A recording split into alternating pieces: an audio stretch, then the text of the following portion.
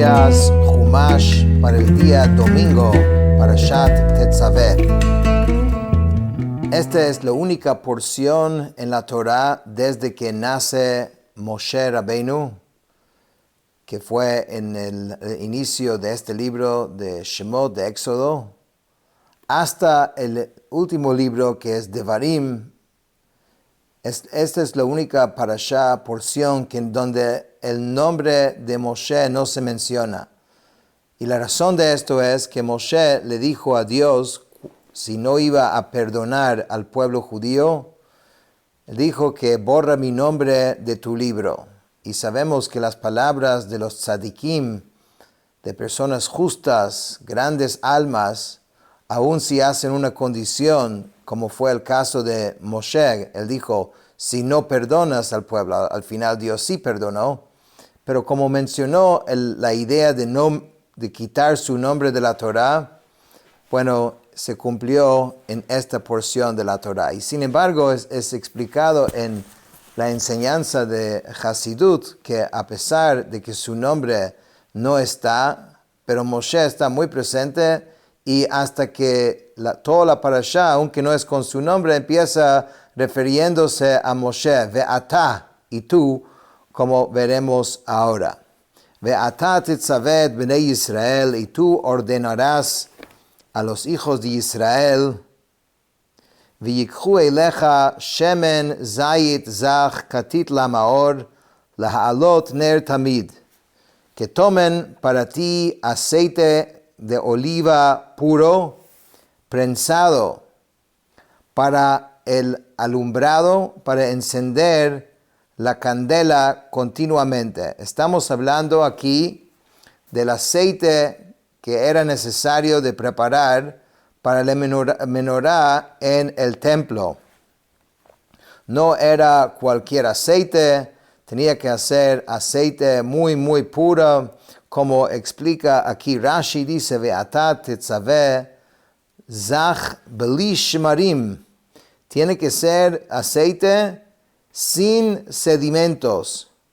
Como aprendimos en el Talmud, en el Tratado de Menachot, acerca de la preparación del aceite, dice, se deja madurar la oliva en la punta del olivo, etc. Ahí la Gemara describe la preparación del aceite para el candelabro y también el aceite que se usaba en las oblaciones de harina. El aceite para el candelabro debía ser así tan puro que nunca podía tener nada de sedimentos en ninguna etapa de su preparación. Y ahí explica con detalle cómo se lograba esto. Dice, Katit, hazeitim haya kotesh b'machteshet ve'eino tochanim berechayim. Se machacaba las olivas con un mortero, pero sin molerlas con piedras de molino, para que no dejase ninguna clase de sedimentos en el aceite. Después de haber extraído la primera gota de aceite las olivas eran colocadas en un molino, se las molía y el segundo aceite pues ya era inválido para la menorá, para el candelabro, pero sí era válido para usar para las oblaciones de harina, los menachot. Ese es otro tema, ese es otro servicio en el templo, pero eso, imagínate, tan poquito que se podía sacar de una oliva, solamente casi goticas, que eran lo más puros. Lehalot ner tamid, para encender la candela continuamente, dice Rashi, se encendía la flama del candelabro hasta que se elevaba por sí misma. En otras palabras, la mitzvah no es solamente de encenderlo y quitar la mano, sino tenía que aguantar la mano ahí hasta que la llama se subía por sí sola. Y esto también es una metáfora para la vida, para la educación también. Cuando educamos a nuestros hijos, a nuestros alumnos, no debería uno solamente decir lo que hay que decir y ya, porque si quitas la mano muy rápido, se puede apagar el fuego. Hay que sostener la mano, la educación, hasta que ves que puede por sí sola. באוהל מועד מחוץ לפרוכת אשר על העדות יערוך אותו אהרון ובניו מערב עד בוקר לפני השם חוקת עולם לדורותם מאת בני ישראל. En la tienda de la cita fuera del velo que está junto a las tablas del testimonio, Aarón y sus hijos la arreglarán de la noche a la mañana delante de Dios como estatuto perpetuo para generaciones de parte de los hijos de Israel. Rashi explica aquí que de la noche a la mañana es que tenían que calcular bien cuánto aceite se necesitaba y a veces las noches eran más largas en el invierno.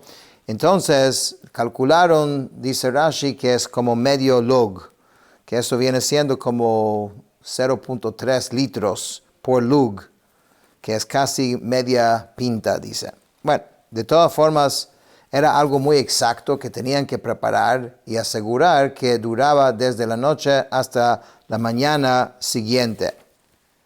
Viata הקרב אליך את אהרון אחיך ואת בניו איתו מתוך בני ישראל לכנו לי אהרון נדב אביהו אלעזר ואיתמר בני אהרון y tú acerca a ti a tu hermano Aarón y a sus hijos que son tenía 4 hijos, Nadab, Abihu, Elazar y Tamar. Había que acercarlos para el servicio en el templo. O sea, en la construcción del templo, la primera etapa, que el Parashat Terumah que leímos la semana pasada, Moshe estaba involucrado, habían los artesanos especial, Betzalel, Oholiab, pero ya cuando todo estaba terminado y iba a empezar el servicio en el templo, ya eso no le tocaba a Moshe, sino Moshe tenía que introducir a Aarón y a sus hijos en este servicio. Y aquí viene a Dios a decirle cómo tenía que ser. Tiene que introducirlos a este servicio. Vasita bigdei kodesh la'aron achija lechavod u'tiferet. Tiene que hacer unas vestiduras de santidad para tu hermano Aarón, para gloria y esplendor. ואתה תדבר אל כל חכמי לב אשר מלהיטיב רוח חוכמה ועשו את בגדי אהרון לקדשו לכנו לי y tú hablarás con todos los sabios de corazón a quienes yo he colmado con el espíritu de sabiduría y ellos son los que van a hacer estas vestimentas para Aarón a fin de consagrarlo para que sea Cohen para mí. Eso es una introducción al tema principal de esta parashá, que es la vestimenta de los Kohanim en el templo, tanto el Kohen Gadol, el sumo sacerdote, como los Kohanim. En total, habían 8 vestimentas para el Kohen Gadol y 4 que usaban los Kohanim regulares. Pero era sumamente estricto. Cada uno de estas vestimentas tiene un profundo significado y no se podía servir en el templo sin tener las vestimentas puestas, como vamos a ver. Y estas son las vestiduras que ellos harán. Choshen ve'efod umeil uchtonet tashbetz mitznefet ve'avnet ve'asu bigdei kodesh la'aron achicha ulevanav lechahano li.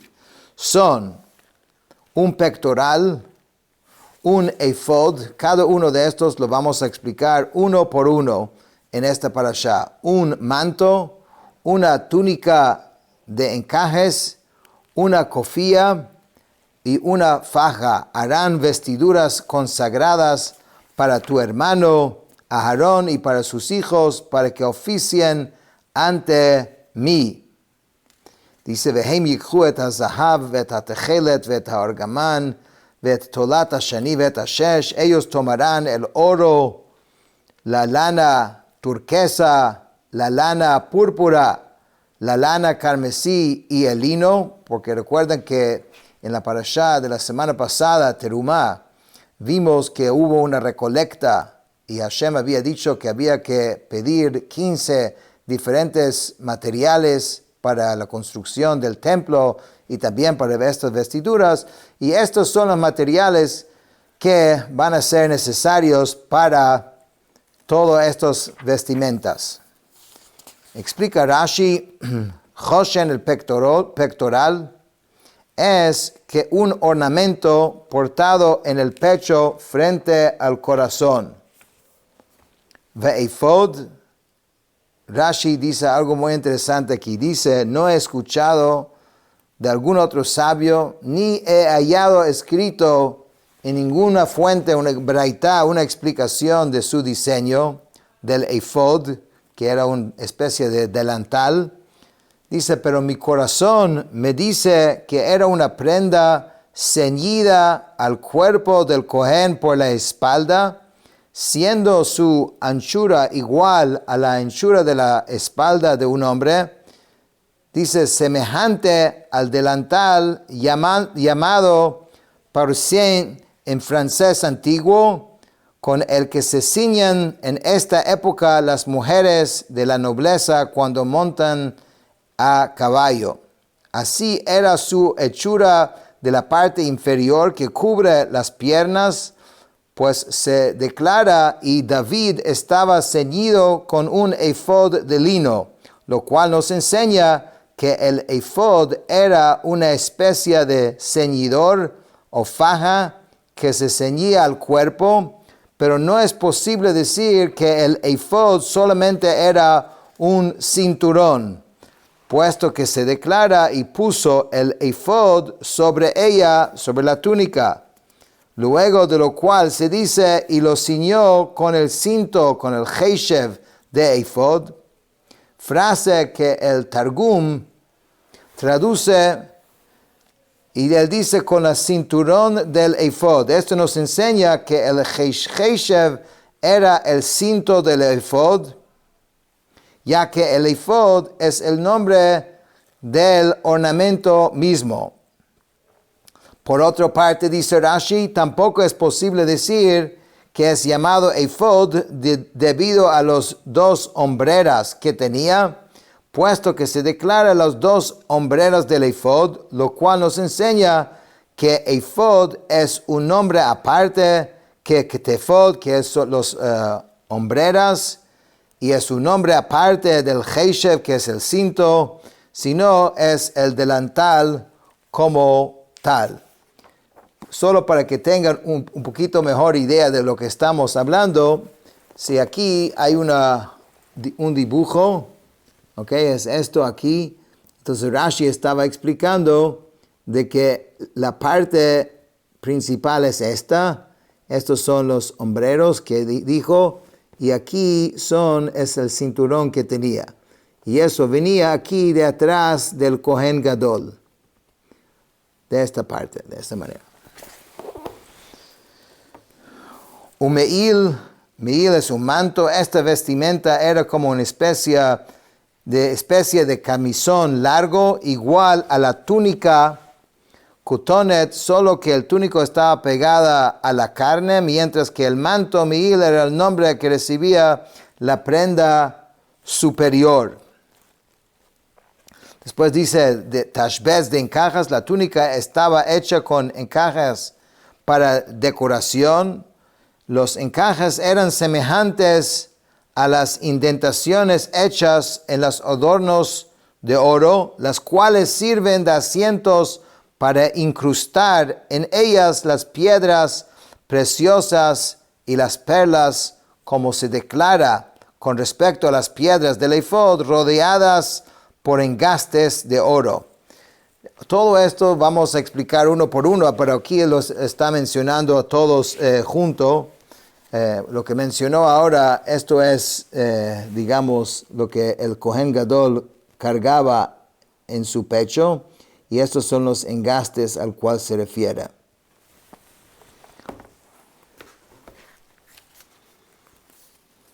Después dice, mitznefet, que es cofía, esta prenda era semejante a un sombrero en forma de copa llamado coife en francés antiguo. Esto es lo que es el mitznefet que estamos diciendo ahora, el sombrero que usaba el Kohen Gadol. Ve'avnet es faja, esta prenda era el ceñidor que estaba sobre la túnica ketonet, mientras que el ephod estaba ceñido sobre el meil, como vemos en el versículo que describe el orden en que se vistió, puso sobre él la túnica, lo ciñó con la faja, lo vistió con el manto y sobre él puso el ephod. Entonces aquí pues puedes ver cómo se veía el Kohen Gadol una vez que estaba completamente vestido. Bigdei Kodesh, vestiduras consagradas, quería decirle a partir de la contribución de los materiales que ha sido consagrada a mi nombre, deben hacer estas vestiduras, o sea, de la misma donación que habían dado al pueblo judío cuando donaron para el templo. De esto tiene que ser hecho todas estas vestiduras. ועשו את האפוד זהב תכלת וארגמן תולת שני ושש משזר מעשה חושב. harán el efod de oro, lana turquesa, lana púrpura, lana carmesí y lino trenzado, obra de diseñador. Shte chetefot, chovrot yalo al shnei ketzotav vechubar, tendrá dos hombreras unidas en sus dos extremos y quedará unido. Vecheshev afudato asher alav, kemaasehu mimenu yihye zahav techelet ve'argaman vetolat shani vesheish mashezar. El cinto con el que se embellece, el cual está sobre él, será de la misma labor. De él mismo será de oro, lana turquesa, lana púrpura, lana carmesí y lino trenzado. Y ahora la Torá sigue cuando nos va a explicar cada uno de los vestimentas por separado. En realidad, Rashi, la explicación de Rashi, son bastante detallados y largos, y yo voy a tratar de hacer un resumen para que entendamos por lo menos cada uno de las vestimentas, y después que cada uno trata de estudiar con más detalle lo que dice Rashi. Ve'asu et ha'ifod zahav techelet ve'argaman tolat shani ve'shesh mashezar Maase Joshev. Harán el efod de oro, lana turquesa, lana púrpura, lana carmesí y lino trenzado, obra del diseñador. Entonces ahora estamos hablando del efod. Esto es un dibujo del efod, esto aquí. Y estamos viendo que tenía que ser el material trenzado de todos estos diferentes materiales que habíamos mencionado. Shtei chetefot chovrot yiyalo el shnei ketzotav vechubar, tendrá dos hombreras unidas en sus dos extremos y quedará unido. O sea, esta vestimenta tenía estos hombreros que se puede visualizar en esta foto aquí. Entonces eso es lo que vimos antes, y aquí son los hombreros que la Torah menciona. Vecheshev afudato asher alav kemaasehu mimenu yihye zahav techelet ve'argaman betolat shani veshesh mashezar. Y el cinto con el que se embellece, el cual está sobre él, será de la misma labor. De él mismo será de oro, lana turquesa, lana púrpura, lana carmesí y lino trenzado. Entonces aquí estás viendo este cinturón que él está hablando. Entonces la Torá prácticamente primeramente mencionó esto, o si viéndolo de aquí, esto, después las hombreras y después el cinturón que son esta parte. ולקחת את שתי אבני שוהם ופיתחת עליהם שמות בני ישראל. Tomarás dos piedras de onix y grabarás en ellas los nombres de los hijos de Israel. Entonces aquí está los dos piedras que había que tomar. Ahí están mencionados los nombres de los tribus de Israel, como dice la Torá. Y esto se puede ver, estaba colocado aquí en esta parte, al final de estas dos hombreros, que cuando estaba puesto se unía con otra de las prendas, como vamos a ver. Y aquí en esta foto puedes ver ya cuando todo está junto. Aquí están estas dos piedras al cual se refiere y tenían 6 tribus de una piedra y 6 en la otra piedra. Shisha mishmotam al haeven haechat vet shemot hashisha hanotarin al haeven hashenit ketoldotam. 6 de sus nombres estarán en la primera piedra y los nombres de los 6 restantes en la segunda piedra conforme a sus nacimientos. En otras palabras, tenías los tribus de Reuven, Shimón, Leví, Yehudá, Dan y Naftali, 6 tribus en una piedra, y en la otra piedra tenías Gad, Asher, Yisachar, Zebulun, Yosef y Benjamín. Maasei Harash Even Pituchei Chotam Tefatach et Shtei Ha'avanim al Shemot Bnei Yisrael Musabot Mishbetzot Zahav Taaseh Otam. De labor de lapidario como el grabado de un sello, grabarás las 2 piedras con los nombres de los hijos de Israel, rodeadas por engastes de oro lo harás. O sea, alrededor de esto tiene el engaste así hecho de oro. Y ahí tienes todos los tribus mencionados. ושמת את שתי האבנים על כתפות האפוד, colocarás las 2 piedras en las hombreras del efod, avnei zikaron levnei Israel, como piedras de remembranza de los hijos de Israel, venasá Aarón et shemotam lefnei Hashem, y Aarón portará sus nombres delante del Eterno, al shtei cheteifav lezikaron, sobre sus 2 hombros en remembranza. Y entonces esto es muy significativo, la presencia de todos los tribus de Israel con Aarón, Jacohen, con el sumo sacerdote cuando él está haciendo el servicio. Y esto es solamente una de las veces que los tribus están presentes. Pero también estaban presentes en estas piedras que están aquí, como vamos a ver más adelante. Con esto terminamos el Chumash.